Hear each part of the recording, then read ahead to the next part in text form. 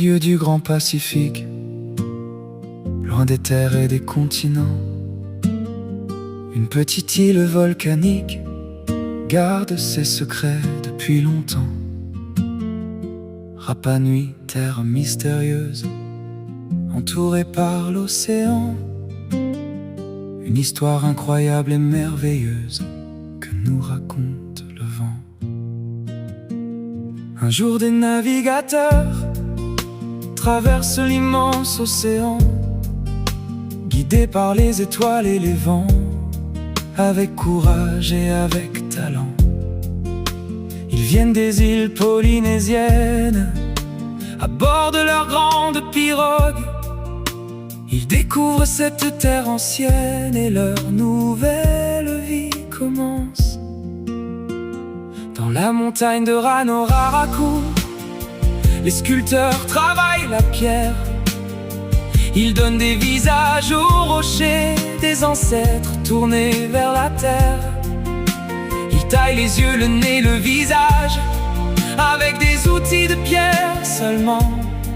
Et peu à peu, à travers les âges, naissent des géants impressionnants. Certains font plusieurs mètres de haut et pèsent des tonnes et des tonnes.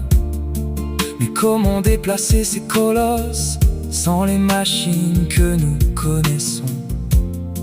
Avec des cordes et beaucoup d'hommes, ils les déplacent probablement debout, en les faisant avancer doucement, comme si les statues marchaient devant nous.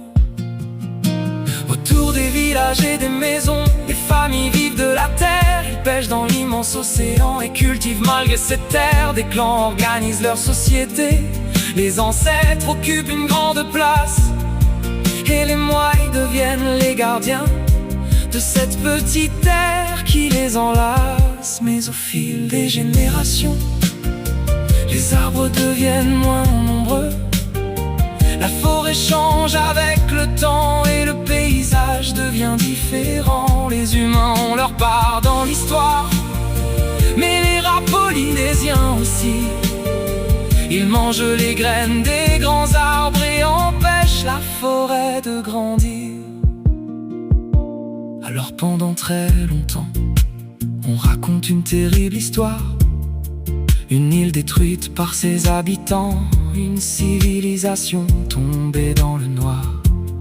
Mais les chercheurs aujourd'hui nuancent beaucoup cette légende, car l'histoire est bien plus complexe que ce que racontaient les anciennes histoires. Puis un jour sur l'horizon, des bateaux apparaissent au loin.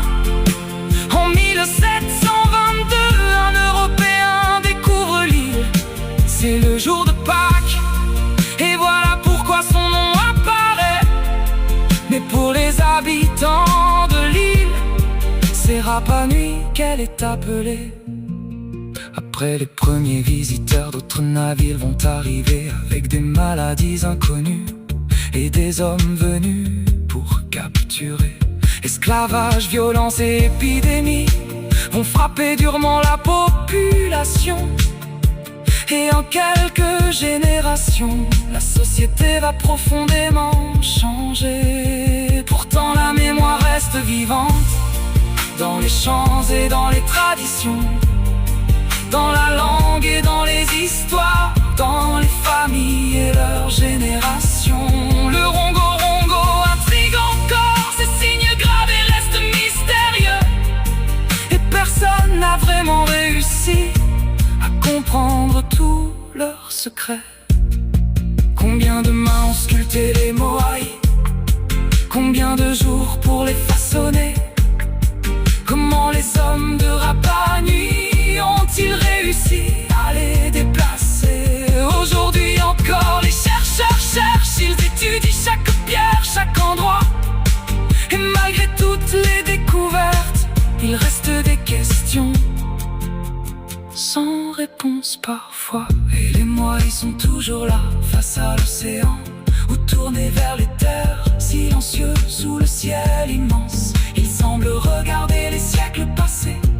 Ils ont vu les clans, les navigateurs, les topettes et les grands changements.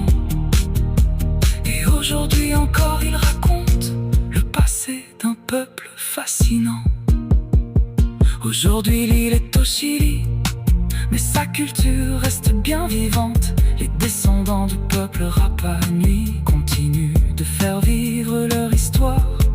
Les voyageurs viennent du monde entier pour découvrir ces géants de pierre. Mais derrière les photos et les paysages, il y a surtout une culture à respecter. Alors si un jour tu vas là-bas, regarde les volcans et l'océan. Écoute le silence autour des moines et pense aux hommes d'il y a 1000 ans. Imagine les pirogues sur les vagues, les sculpteurs au pied du volcan, et ces statues avançant lentement sous les étoiles.